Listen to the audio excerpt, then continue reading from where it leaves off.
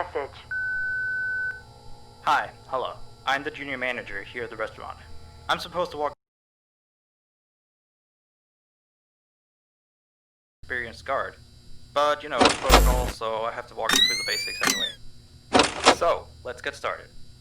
We have security cameras all around the restaurant, and if you bring up the camera panel, you'll be able to view the feed from each camera by pressing the camera buttons on the minimap.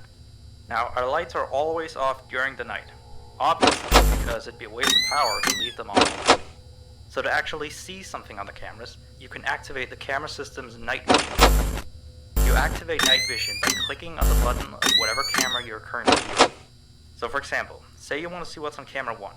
You bring up the camera panel, you click on the button that says Cam 01, and then to use night vision, you click on Cam 01 again. Once night vision is activated, you can click on any of the other cameras and view them with night vision as well. And you turn it off the same way you turn it on. Now, night vision takes more power than regular vision, so make sure you use it sparingly. Your first priority as a security guard here is to keep an eye on the animatronics.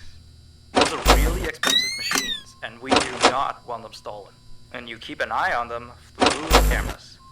We have quite a few animatronics here at Candy's. There's of course the cats Candy and Cindy, there's Chester the chimpanzee, there's the penguins, just lots I tell you. So, you also have 3 security doors in your office, each of which can be closed by pressing the door button by each door. These are here in case you're in some sort of danger, but personally I just use them to shut myself off from the world when I need a break. But don't let me be a role model on that one. You need to remember that closing these doors takes power, and the longer they're closed, the more power they drain. Now, I know that sounds kinda backwards, but you have to trust me on that one. I think it's something about the doors having an automatic fail-safe feature in case the power gets cut off, so they open up if there's no more power.